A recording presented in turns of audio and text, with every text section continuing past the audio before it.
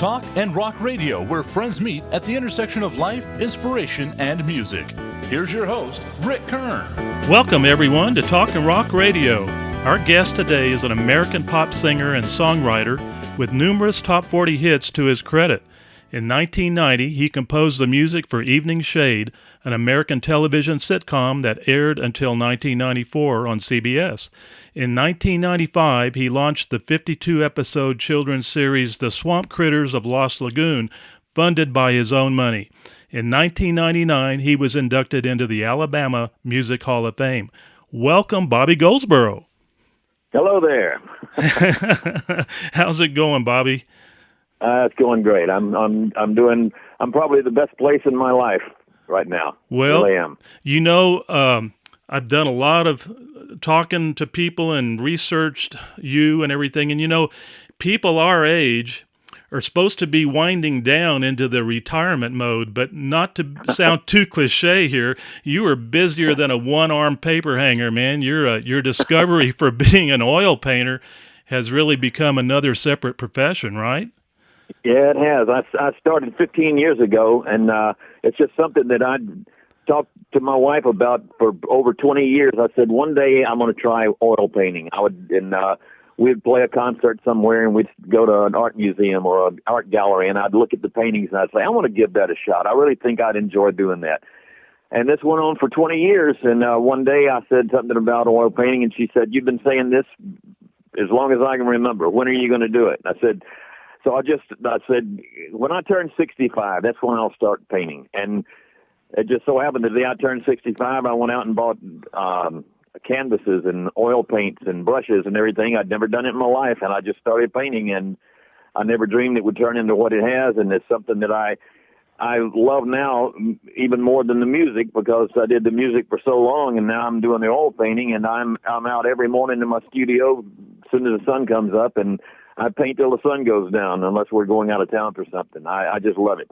Well, as a youngster, did you have a liking for doing art or anything like that? I mean, I'm not talking about music.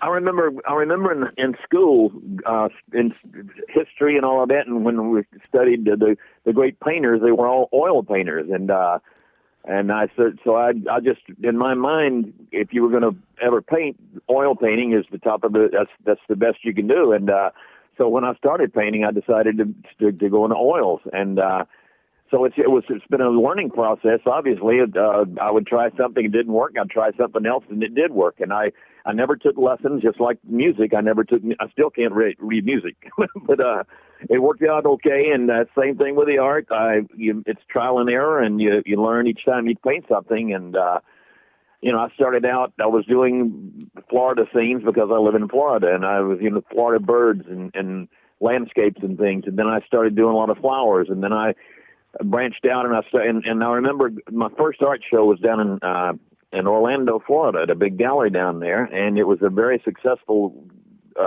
show. We sold 13 paintings, and I never dreamed anybody would even buy anything I was painting.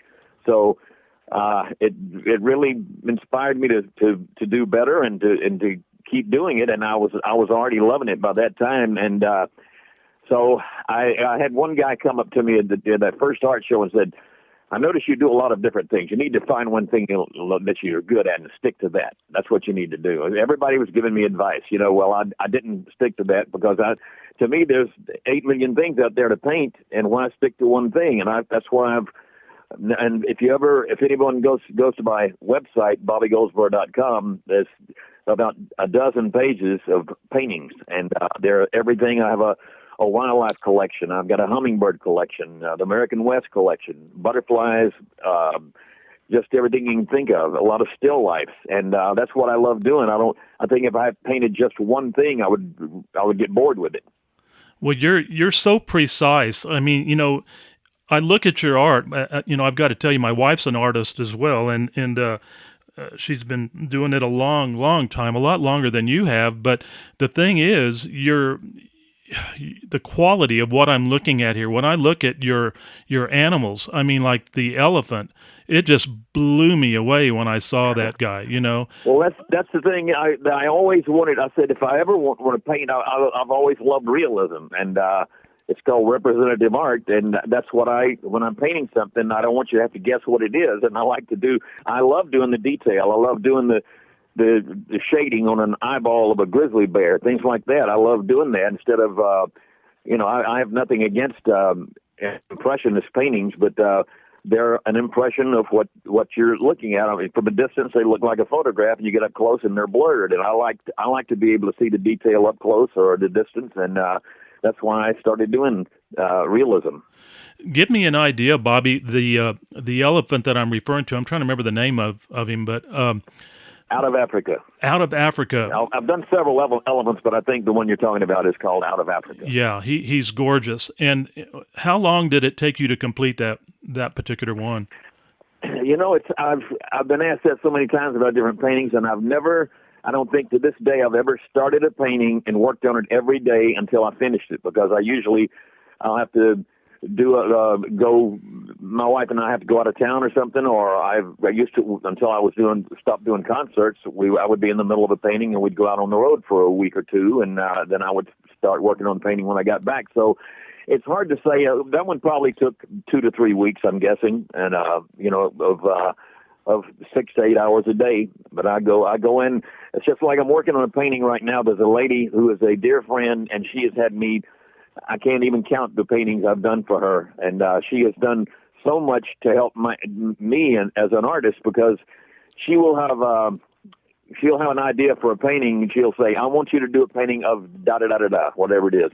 And I'm thinking, I've never painted anything like that in my life, but I'll go give it a shot and paint it, and I work on it till I get it right. And so that's helped me a great deal doing commissions and things that somebody might say, "I want you to do one of the things she had me do was I've done 4 different paintings of a little black bear that she donated a lot of money to a place called Homosassa Springs here in Florida, mm-hmm. where they take care of animals that have been, like, the mother bear left this little bear to die for some reason, and the game officials got the bear and took it to the Homosassa Springs, and they've raised it. And so she donated a lot of money for this bear, and it's like her little pet is the way she looks at it. And as he grows up, she's had me do different paintings of him. And a couple of times I'm thinking, well, I'm really not. It's not something that I would do if I said, I think I'll go paint this, just on a lark. It's something that she commissioned me to do, and by the time I had it finished, I was saying, I'm so glad she had me do this, because I learned so much painting this little bear. And so that's the good thing about commission. Somebody may have you do something that if somebody had a crazy idea for me to paint and I didn't like it, I would just say, I think you need to find somebody else. I don't think I would enjoy painting that. But I haven't painted anything yet that I haven't enjoyed. I was talking the other day with our good buddy, mutual friend, Don Clough. And he's a good guy. I've known Don for so many years. Well, he's a dear friend. I talk to him at least weekly, and we go so far back. His band was playing at Harrah's in '74, and my band was playing at the Sahara across the street in Lake Tahoe, and that's how we met. We saw their show, and they came over and saw our show, and then within the year, we were playing together up in Canada.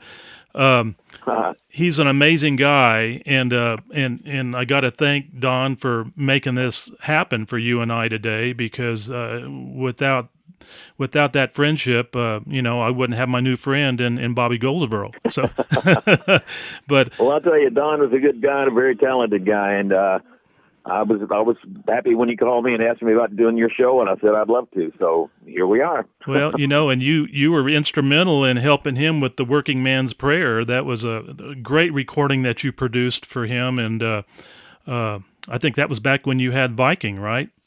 Yeah, it was, and that was a fun time. And going to the studio with Don and the guys, it was just it was kind of a magical time.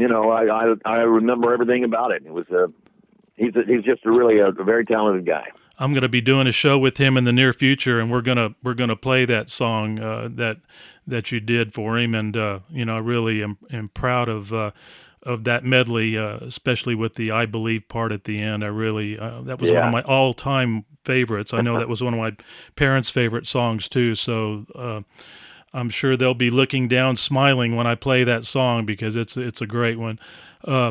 Back to another question I was going to ask you about your art is, and I think you probably pretty much answered it. I'm going to assume that you probably, when you start a piece, you don't work with that piece the whole time. Do you bounce around from multiple projects as you're doing these, or do you concentrate on just one until you finish it? Well, most of the time, I mean, if I'm doing a commission piece, I stay on that one because that's something they're paying me for, and they're sure expecting it in a decent amount of time. But unless I say, I'd love to do this painting, but I've got two others I have to finish first. So, that's the way that works. But the one I'm working on right now is one of the most involved paintings I've ever done because it's got probably 24 different things in it. It's a large painting, and everything in there I'm trying to do as if it's the key part of the painting. And so it's just taken a long time, but I've been working on it. I'm going on 3 weeks now on this one, but it's a large painting that I'm really enjoying it. But it's a very time-consuming painting. But I have in the past, when I was didn't have a commission going, I would have 2 or 3 paintings going at once of different, maybe two animals I'm working on, and then another one with it's a still life that I had an idea for, and I'll stop painting one and start something else. But I usually start one and finish that one before I work on another one. But occasionally I'll have 2 going. I know there's a lady down there in your neck of the woods in Florida that I think she owns like 3 different houses. Don was telling me about. And you've done numerous pieces for her. Yeah, that's the lady I was speaking of. She's just a wonderful person and a very giving person. She gives so many charities and does things for people without them even knowing it. And but she's an art lover, and she has several homes, and she loves my work. And she's become a very close friend of my wife and I. And she will get ideas for paintings and said, I think you need to do this for my wall, this new wall I've got here. And I'll say, I'd love to do it. If my dad was still alive, if he was a veterinarian here in El Paso, and quite a lover of animals, obviously being a vet. And of course, he instilled that in me in an early age. I've been an animal lover all my life. In fact, I was considering vet medicine at one time before I went into what I went into. But he was the local founder of Ducks Unlimited here in El Paso.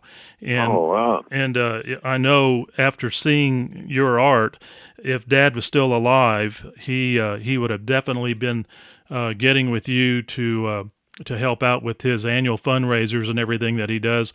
And I have a soft, spot in my heart for especially rescue, organizations that are helping animals all across America. I saw one the other day of a group in Colorado, and it just touched my wife's and my heart, deeply with what these people are doing in Colorado, and it's all done on just donations, just a real limited budget, and it's amazing what they do. I mean, with all kinds of animals, and of course, Cher, of Sonny and Cher, she recently did one with an elephant that she herself financed to move to a different location where that animal would have had a better life and everything. And it thank God that we have organizations like that, and like you're doing with the different fundraisers and everything. Well, that's one of the good things about. One of the nicer things about the art business, I've donated a lot of giclée prints and things like that. Mm-hmm. That I did one that we did it was for the fundraiser here in Ocala, and it was a couple of years ago, and I had done a wolf, and they really liked that painting, and I'd already sold the painting, but I said I could do a real nice giclée print of this, framed and all of that, and I donated it to them, and they ended up. It was bought for $5,000 for the print of it.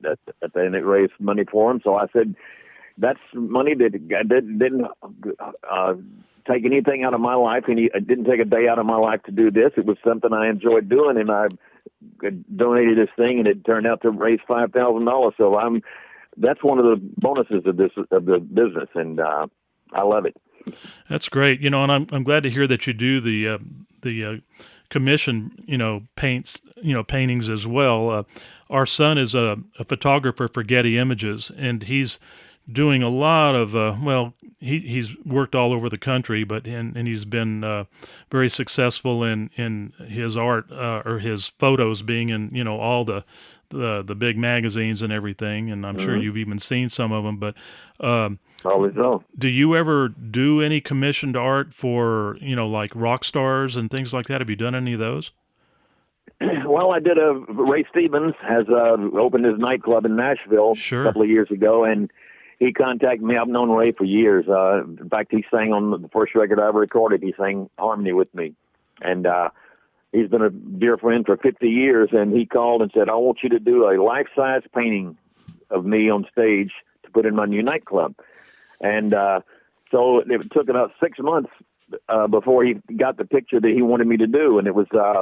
He sent it to me, and I said, "Wow, this is going to take some time." So I ordered had a canvas specially made for that size, and so when it arrived, I started painting, and I had been working on it for about a week. And Ray called and said, "Stop the presses." Said, "I've changed the picture." Oh no! That's the way Ray is. Anyway, he's nuts. So I said, "What do you mean to change?" He said, "We added a different background," and it was Ray on stage with the white piano and all that. It was a nice photograph, but in the background was the just a black background with stars. That's what he had on stage.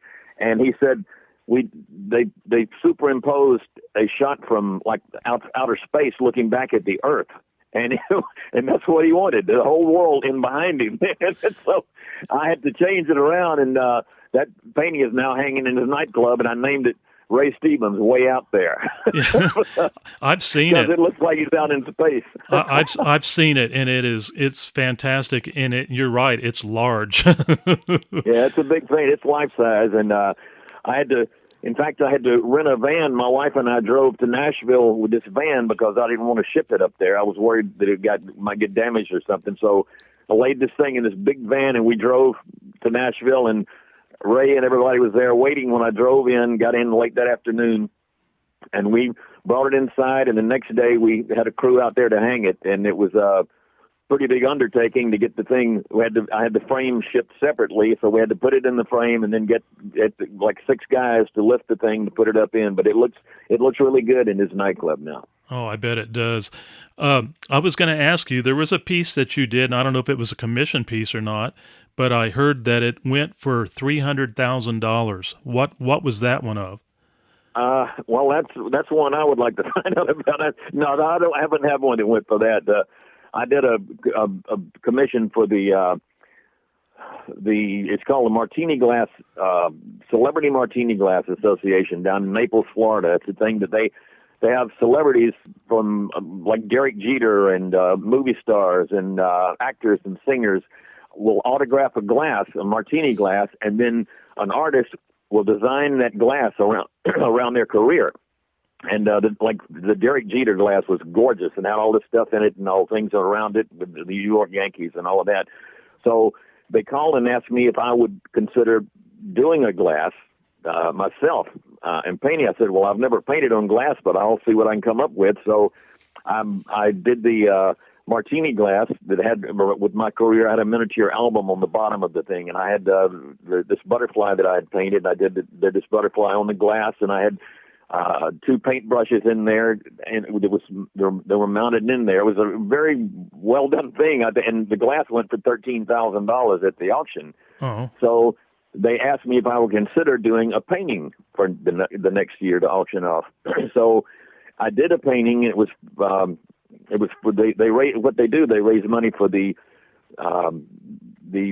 soldiers who have lost limbs in war in battle, and they raise the money to give them the dogs, the service dogs. Sure. And those things are expensive. They're like $50,000 for a dog because of the training and the weeks and weeks that they have to take the dog and get them to be able to work with the person, before they can give them the dog. And so it's a very expensive thing. So that's what the money goes to for this big auction. And the painting went for $25,000. It was a great night because I was the guy that they had a fellow there who was getting into comedy, and he had lost a limb in the war, and he didn't know it, but I presented him with the first dog for the first year that they did this, and the dog, it was almost like it had been planned. The dog came out and ran right over to him. He didn't, all the people that were on stage, he ran right over and put his head in his lap. Oh my gosh. And the guy, there wasn't a dry eye in the house. It was an incredible moment, and it made for a great evening, and the person that bought the painting was just made it even better. I never dreamed it would go for $25,000. So that's the kind of things that make it worthwhile. Boy, no kidding, Bobby. That is an incredible story. I love that.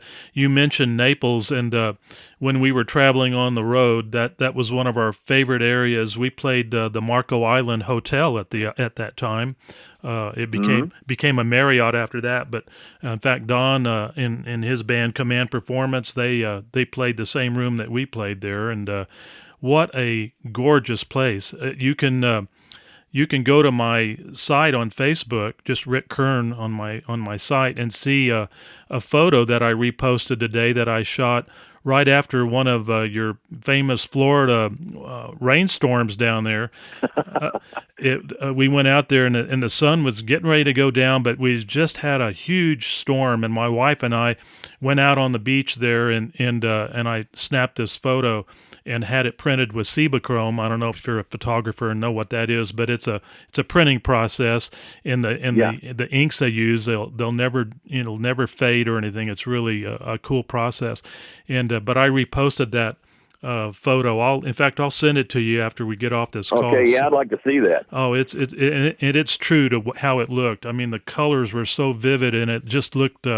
The clouds looked almost like an explosion. It was just so a wonderful burst of color. It was really neat. Well, talking about the storms here, I hope I'm coming through okay. I'm using an old phone that I had plugged in. We had lightning hit here last Friday, and it fried our phone lines. Oh my gosh! So I was thinking I was going to have to email you today and say that we couldn't do it until I get the phone company out. Well, they came out this morning, and they traced it, and I've got the phones working in the house, but out here in my studio, it's where they had been fried, and they put a new line in, but my phones were also fried. The two phones I had out here. So this is I've ordered two more, and they will be in tomorrow. But well, I'm hoping this one. You're sounding good. I hope this one hangs on long enough for us to finish the interview. No, you're sounding great. What part of Florida are you in, Bobby? I'm in the Silver Springs area, Central Florida, above Orlando and below Gainesville. Oh, okay. So you're kind of in Central. You're not near the water then? No, we're right in the center of the state. Yeah. We're an hour from 55 minutes from the beach on the Atlantic, and we're about an hour from the Gulf of Mexico. It's amazing in the last 10, 15 years, maybe a little longer, how many of my friends and musician associates and stuff have moved down there. I've got a good friend, Lee Thornburg, who used to be the lead horn player for Tower of Power. He and his wife just left Burbank last month or month before, and are now living in Naples. So they're and there's some of my high school friends that live down there, and so I'm introducing them to Lee so they can meet some new people and everything. But that's why I was asking you where you were living. You're a little ways from where they're at. But I'm in the center of the state. But this is where I grew up in Florida, Marianna, Florida, which is in northwest Florida. Yeah. And my wife is from Florida, so I met her down here, and so we've been together 36 years, never spent a night apart in 36 years. Great, man. That's terrific. Well, we've been talking a lot about the art, and we could probably carry this same topic on for the next 2 hours, but, I want to keep this show to about an hour. So let's talk a little bit, if we can, about your music. Alrighty. At what point did you really get serious about music, and how did that all come about? Well, I was going to Auburn University, and I was in my second year, and I was in a band the 2 years I was there, and we had become the hottest band on campus, and it wasn't because we were so good. It was because we were the only band on campus. So we were booked all the time. We were booked on a Friday afternoon at one sorority, and Friday night at another fraternity, and Saturday afternoon at one, and Saturday night, and Sunday afternoon and Sunday night. So we were playing 6 shows a weekend, and we were making really good money for those days, and And I was thinking, boy, this is a great way to make money. I enjoy it, and I'd started writing and all of that. So the summer of my second year, we were playing a fraternity out at a lake somewhere near Auburn University, and there was a phone booth out there, and some guy walked over and said, there's somebody on the phone that wants to speak to somebody in your band. A guy from Nashville wants to speak to somebody in your band. I said, well, I'll take it. So I walked over, and he said, I represent Roy Orbison, and he's coming through your area for 4 concerts, 4 nights, and he just fired his band because he found out they were drinking, and he didn't allow drinking in his band members, So he said, can you guys back up Roy Orbison? And naturally, here I am. We're 4 ditzy guys from Alabama that, we just had our little band, and Roy had these big orchestrated things. And naturally, when he said, can you guys back up Roy Orbison? I said, sure. So, you had to learn a lot of music very quick, right? We did. We had about a week to learn everything. And Roy came down and we played, I think it was Panama City Beach, Ozark, Alabama, Montgomery, Alabama, and gosh, I can't even remember the 4th night. But anyway, after a couple of nights, Roy and I just hit it off like we were old friends. And by the time we'd played the 4 nights, he said, how would you guys like to go on the road as my band? And I said, when do we leave? Because wow. I hated college. I had been up there for my second year, and I just really didn't like. And it wasn't that I hated Auburn. I just didn't like college life. I wanted to be out already, on the road making music, and here was my chance. So 3 of us went on the road with him, and we had to hire a drummer because the drummer, his parents said, you're going to finish college, So the 3 of us joined him, and I went on the road with Orbison and played guitar for him for nearly 3 years. What year was that, Bobby? That was 60. I was there 61. 61. And I was on the road with Roy from 61 till the end of 63.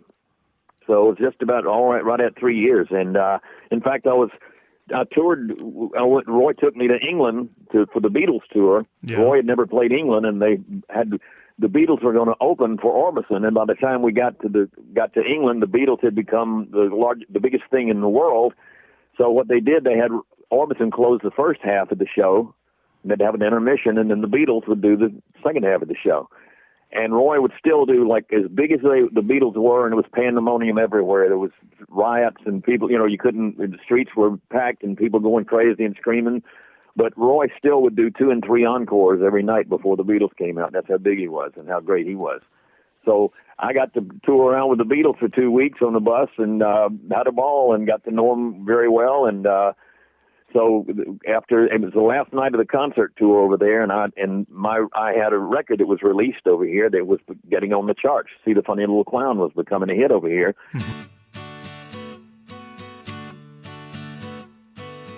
See the funny little clown, see him laughing as you walk by.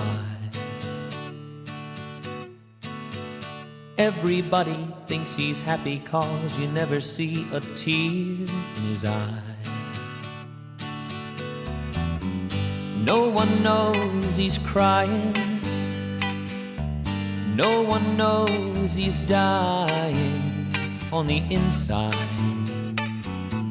'cause he's laughing on the outside. No one knows. No one knows. And they wanted me to go on the road. And I sat up with Roy till 3 o'clock in the morning, and I said, listen, they're wanting me to go out and do television and all this, and I don't know if I can do all this. I think I'd be better off staying with you than doing that. And he said, why don't you go out and give it a shot? See if you like it, and if you don't, you can always come back and play guitar for me. So I had nothing to lose, and I came back and started doing TV, and the record became a hit, and that's how I got started. Yeah, not just a hit. It was a 1 million gold record, man.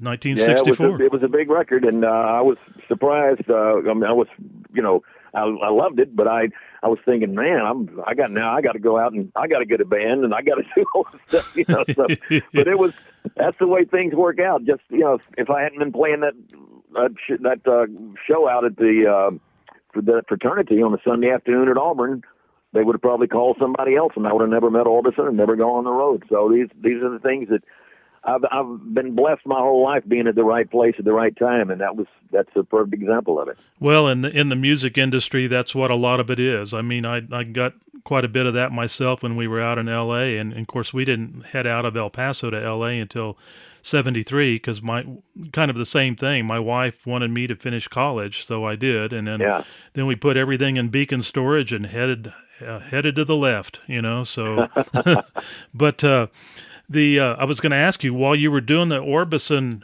tour and everything, did you do any sessions in the studio with him, like at Norman Petty Studios there in Clovis, or? Well, I was with him in a lot of them, but they just had the same studio musicians they would use on every one of them, because they had the little click going, and it was working, so they didn't want to break it up. And but I was at the studio with him on everything. Roy said, you know what, I think we can write some hit songs together. So we went over one morning.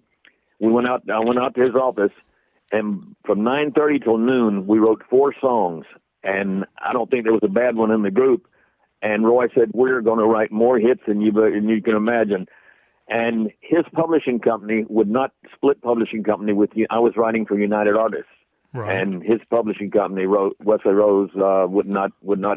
It was Acuff Rose Publishing, and they wouldn't split publishing. They said either we get all the publishing or you can't write together.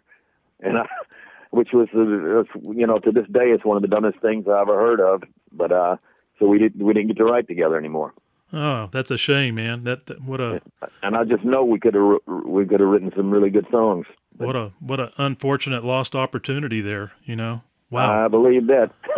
My goodness. Well, out of all the songs, I know I requested several songs from you, but I think the ones that you chose are probably 5 of my very best. The only one left out of there with in pen in hand, but this one was, this list, of course, Honey, the one that really put you over the top. I think it was number 1. Of course, that was written by Bobby Russell, right? But you recorded that one in for the first time with Bob Shane of the Kingston Trio, correct? Yeah. Bob Shane had his record came out the week that we recorded it, and we were cutting it for an album, and it just came off the first time we did it. It was like everybody looked at each other, and the musicians, even the violin players came into the control room to hear the playback. They said, several of them said, this is the best record that we've ever played on. And I said, I don't believe they're saying this, but I'm thinking this is a hit record, So we called Bobby Russell from the studio and said, listen, I think we cut a hit record with Honey.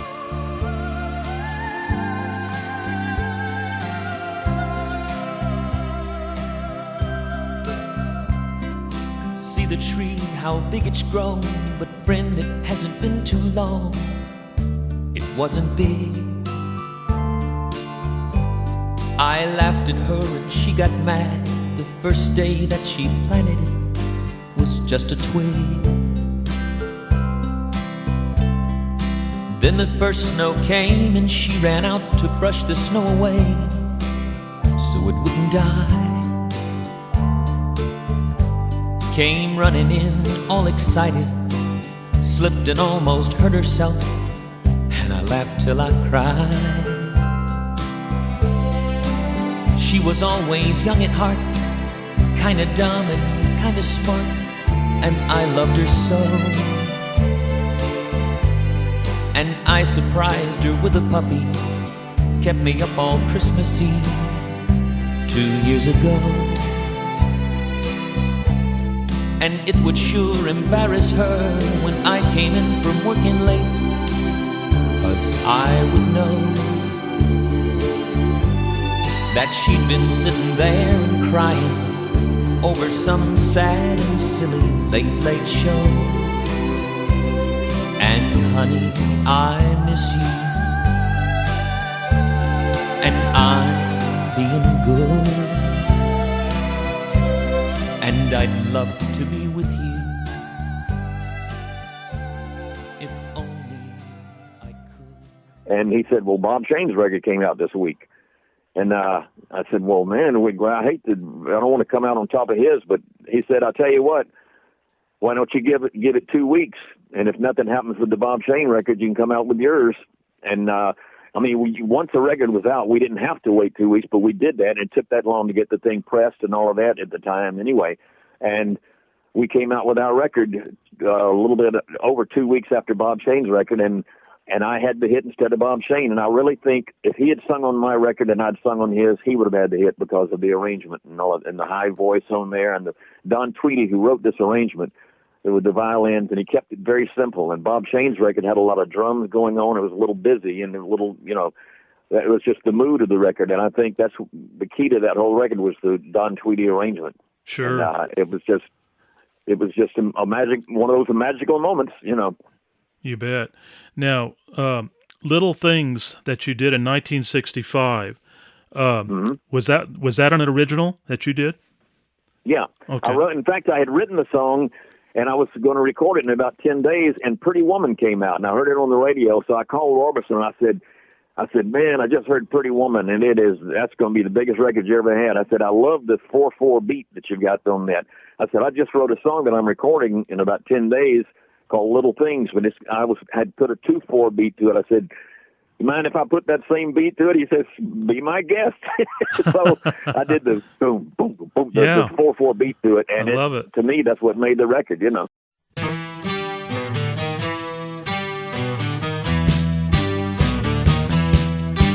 Little things that you do make me glad I'm in love with you. Little things that you say make me glad that I feel this way. The way you smile, the way you hold my hand, and when I'm down,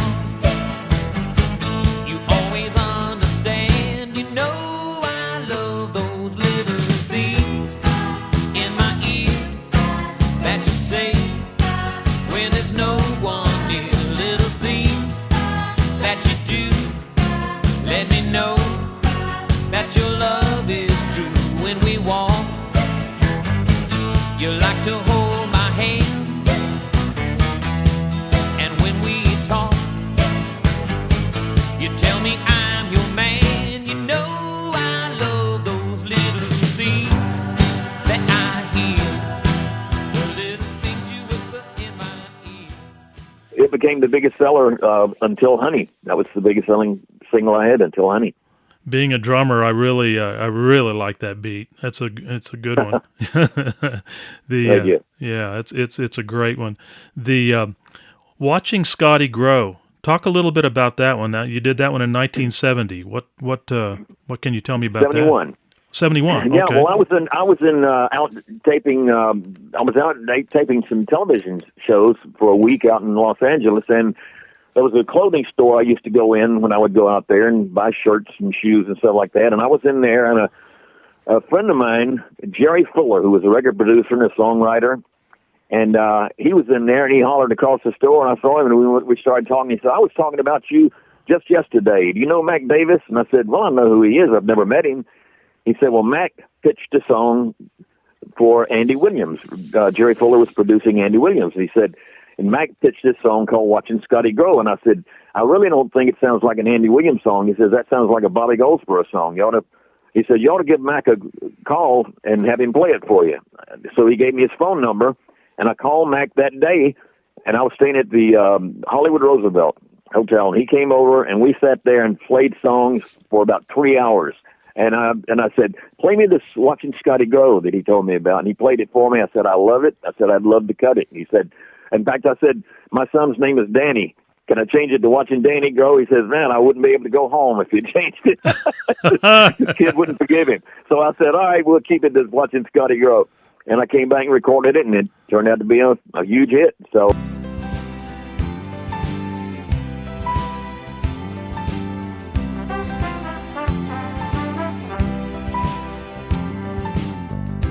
There he sits with a pen and a yellow pad. What a handsome lad, that's my boy. BRLFQ spells mom and dad. Well, that ain't too bad, 'cause that's my boy. You can have your TV and your nightclub, and you You can have your drive-in picture show. I'll stay here with my little man near. We'll listen to the radio, biding my time and watching the sky grow.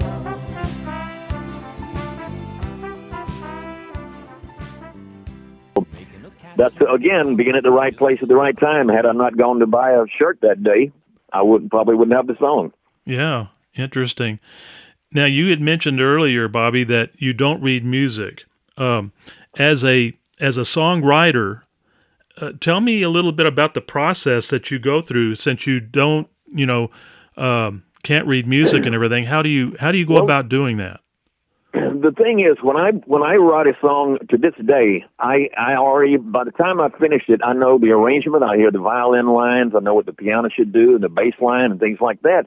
To me, that's just part of the song when I write it. Uh-huh. So when I would go I would have my piano conductor, Tim Tappan, who passed away a few years ago. He was just an incredible musician, and he and I were so in tune with each other. I would say, okay, right here, I want the strings to go ba-da-da-da-da, and hold it right there until, boom, till I hit this chord. Because he'd write that down. He'd write down the ba-da-da-da-da, whatever those notes are, Right. And then I said, now on the bass to do the ba-ba-bum, ba-da-dum-dum-bum, and he'd do those notes on the piano, write it down, and that's the way we do it. So we'd get in the studio, and it would sound like I heard it in my head, Interesting. Very interesting. Now, are you currently doing more shows? In other words, touring concerts? No, I stopped about 2 years ago because actually it was it was getting in the way of my art. But the thing is, it was the perfect timing because then the COVID hit and they said, nobody was on the road, and I hadn't planned on going on the road anyway. So the whole time, we stayed home for like a year, and my life didn't change because I was out painting every day. And so luckily I was doing something that I could continue doing even during the COVID. And so I really just, having to keep the band up and constant, it's tough to keep, rehearsing and things like that when you're trying to do a painting and all of that. And another thing that got to be old was the traveling, the flights and the airports and things. Sure. That just got to be such a hassle. And now after the COVID, then they're having fights on planes and people are being thrown to the floor. I said, I'm kind of glad I'm not out there doing that anymore. Well, Don Clow was lucky in that regard because he had his own plane. Man, they would fly all over the place. So of course, well, that's the way to do it. Of course, he and Gus did that. The rest of the guys had to drive the van, I guess. With the equipment and stuff.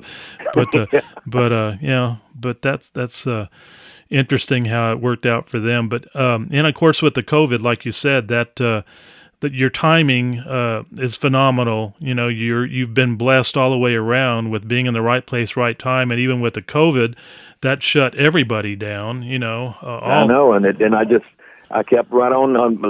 Nothing changed with my life, and so we're just happy here on our place. I got 123 acres here, and so we're out here in peace and quiet, and we have a lake, and we just we can fish and enjoy life and see all kind of. We have tons of wildlife on our property, and you can look out the window and watch a black bear go by and bobcats and all kind of critters. So wow, so that's what we love. And we would go out. We used to go out. We try to go out every year to Jackson Hole and spend a month or two and take photographs and just be around. I mean, that's the most amazing place on the planet to me. It's like the Serengeti of the United States, and we would go out there, and I learned all the habits of the animals and where the bison were going to be, and I knew how I could find them. And there would be people who said, I was out the last 3 days, we didn't see a bison. I didn't want to say, well, I know where they are, because then everybody's going to be out there, So I would learn their habits and be there with my telephoto lens, and then I finally had to take the telephoto off because they were too close to use. Sure. And I once sat, I had estimated where they were going to be, and I drove and way on up, and I was sitting there out in the field in the middle of nowhere, and sure enough, about an hour later, the first bison came over the hill, and then 2, and then 5, and then 20, and within 30 minutes, I had over 300 bison surrounding my car, all grazing, and I'm moving very slowly in there, and I'm taking the most incredible shots you've ever seen of bison, and so that's the kind of thing we do, and we missed going out last year because of COVID. We had to cancel our trip. I bet that has to be one of the most adrenaline-provoking moments of your life, to be standing in the middle of 300 buffalo. Oh, my gosh. You don't realize how big these things really are until they're standing there and they're higher than the car. And you know that occasionally one would look over and like, you're not going to do anything, are you?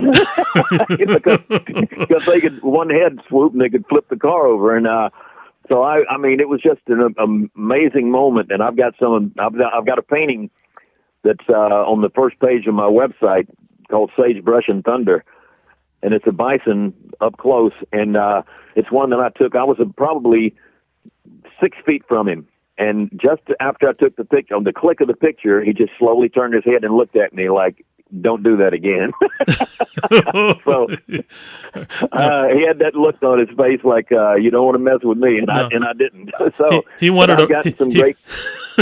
I'll tell you what, it's an amazing place, and when you can, we watched, Diane and I, my wife Diane, we watched over 2,000 elk cross the road, in like two at a time. They were all in single file as far as you could see over a hill, and they kept waiting for cars to go by, and finally, the lead elk, which is always a female, I didn't know that, the female, she stands up and sniffs the air and looks both ways, and finally, she walked across and turned around and looked at the rest of it, and here they came, and they just started just flying, and 2,000 of them, right, just one after the other, and it was an amazing show. We got some great pictures of that. Wow. But I've taken shots of wolves, and that's one of the things I wanted to, that's a personal thing. I wanted to paint every animal in Jackson Hole, and I've done, a dozen of them, I guess. And I love doing it. I'm working on a coyote on the side right now from a photo that I took out there. But I've done everything you can think of: mountain goats, grizzlies, bison, moose, elk, pronghorn antelope, everything that's out there I've painted pretty much now. God, that's so incredible. Good for you, man. Well, I know we bounced around a lot here, but, and I wasn't really going to take this in any particular order because the interest that I have of everything that you've done. But I would be remiss if we didn't talk a little bit about the swamp critters of Lost Lagoon. I know you funded this project with your own money. You obviously felt in your heart that this is going to be something that is going to be a biggie, and obviously it was. You did 52 episodes of that. It's probably the most work I've done in my entire life, because had I known it, I probably wouldn't have started it. So I'm glad it worked out the way it did. I had this idea I was going to do a children's TV special, because I had done 4 animated specials for the Disney Channel that all were hugely successful. One was called Easter Egg Morning. It was the largest, the most popular show they've had. Easter show. In fact, it was the number 1 show for 12 years running on the Disney Channel. And so I decided, I had an idea to do one about the swamp critters of Lost Lagoon, the band of animals out in the swamp. And I started writing it, and I was including all these characters, and I said, boy, this could easily be written as a series, and you feature each one of these guys doing. And so that's what I ended up doing. I came up with the idea and wrote 6 shows, and it took me about a year and a half to find the right animators, guys they're out in Dallas, Peeler Rose Productions, Dan Peeler and Charlie Rose, just incredible animators and cartoonists. And they were so great to work with, and they could get in my head very quickly. I'd describe a certain character, and they're drawing it as I'm talking to them, and the next thing I know, there it is on paper. And so I went to PBS with the idea, and they loved it. I played them some of the songs I'd recorded for it, and they loved the characters. They loved the whole idea. They said, but we need 13 shows if we're going to put it on. I said, 13? I've only done 6. And they said, well, if you come do us with 13 shows, we'd love it. We'd love to have it. So I came back. Long story short, I wrote 13 episodes, recorded them, and went and filmed them. And the show came on PBS. They said, and as we were editing the 13 shows, a guy walked in from PBS. He said, if you had 26, they could have the show on. They could do it weekly. If you had 26, I said, 26? That's twice as many as I've done. Long story short, I did 13 more. So we're in there editing. We're in there editing after we had done 26, and the same guy came in. He said, I shouldn't tell you this, but if you had 52 episodes, they could strip the show and they could have it 5 days a week instead of once a week. And I said, 52? You got to be kidding me. Well, over the next year and a half, I did 26 more. And I had to write over 100 songs for it. And I played all the instruments. I did all the voices and all the character voices and everything. So it was obviously a huge undertaking. And I had these special heads built where the mouths, I could control the mouth movements. And I would use the joystick to make them work the way I wanted to. And I had all these giant heads laying on a table up here in my studio, which is now my art studio. It wasn't my recording studio. And all these heads are up there, and I'm programming them and going from one, and I could jump around with the voices, because instead of putting the voice of each one on a separate track, I got to where I would just jump from voice to voice with my voice, and it was much quicker that way. And I ended up doing 52 episodes, and gosh, we had a line of toys and books and videos and DVDs and everything out of the characters, and we're Dish Network has the show. We've been on Learning Channel, PBS, and so it's just been a very, very successful, a dream come true for me. And so that once again, that was the thing that I got the idea for, and had I not jumped in with both feet, it would have never gotten done. But that's that's the way I like to do things, Did I read somewhere that each one of those animatronics were like $22,000 per? They were pretty expensive because they had to be. They were all the characters. Everything was handmade, and then they had the animatronics that were put inside the heads had to be. That's the cost to do that, and then you have to. And the guy that made the equipment was out in California. The guys that designed and built that made the outfits were in Dallas, and then when I had to have a new head made, I had to go up to North Carolina to do that. So there was a lot of people involved, and very costly, but at the same time, it paid off, because when we got the line of toys and all of this back, we got advances from the video companies and the toy companies and things like that. So it worked out very well. Do you remember any of the voices that you created in the Critters of Lost Lagoon, Bobby? Not to put you on spot. Ribbity Lee, son. Now, Ribbity Lee is a frog. He's a drummer, you see. And there was I'm trying to think. Phineas Fat Rat. Phineas Fat Rat was the bad guy in the show. There was always you got to have a little some bad guy in the show, and he was the guy that never wanted to work. He ran a junkyard, and so he wouldn't have to work. And he never got the guys' names right, and he was. And then I had Joe Raccoon was he's real slow talking, you see, and he was he played guitar, and Gumbo the Fiddler Crab he was kind of talk like this, you see, Gumbo the Fiddler Crab. And then, gosh, I'm doing this off the top of my head, but hey, man, you're doing Big great. Alligator was the piano player, and Billy Bob Possum. Billy Bob Possum was the lead singer of the group, and he was pretty much my voice. I didn't have to do anything; I just used my voice as his voice. Yeah. But it was fun, and then I had the backup singers were Bonnie and the Bunnies. There were three little bunnies, and I had to do falsetto in harmony. Oh, no. And I found out the only way I could do the harmony parts was early in the morning, believe it or not. Usually you're hoarse, but I can get way up here, and when I'm doing harmony with Bonnie and the Bunnies, the only time I could do it was early in the morning. So I'd come out here at like 7:30 in the morning and start singing Bonnie and the Bunnies songs. Oh, God, I love it, man. This is great. You got to be a little strange to do what I do. No, that's all right, man. We're musicians, and, we got to live up to our reputation, man. We got to hold strong to our reputations, man, for sure. Hey, Bobby, this is, God, we've covered a lot of mileage today. I so loved visiting with you today. I covered a lot of stuff, everything from art to music to backstories to, creatures to, some fun stuff. Thank you so much for doing this show with me. It means a lot. It's been my pleasure. I know it's like Don probably told you, it's hard to shut me up once I start talking. So, well, if you have to delete a lot of stuff. I understand, because it's like I said, it's hard to shut me up. So I've enjoyed it. And this will be an easy one to edit. I'm not going to delete hardly anything. A couple places where I accidentally talked over you and whatever, but that's easy to fix. Not at all. But thank you for once again to take your time out to do this. I hope to meet you in person someday. I hope so. That'd be fun. Love to see your artwork in your studio and all of that up close and personal. Keep doing what you love, Bobby. This has really been fun. Well, it's been my pleasure. Hope we can do it again, Rick. We will, buddy. Thank you, and stay safe, and we'll talk to you again soon, all right? Have a good one. Thank you, sir.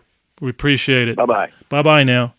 I'd like to thank El Paso History Radio Show for their support, Barbara Given-Baney's Remember an El Paso Win, the El Paso History Alliance, and KINT 90 Radio. Tell all your friends about the show, because without you, our mission is only half done. This is Rick Kern saying be kind to one another, and we'll see you next time.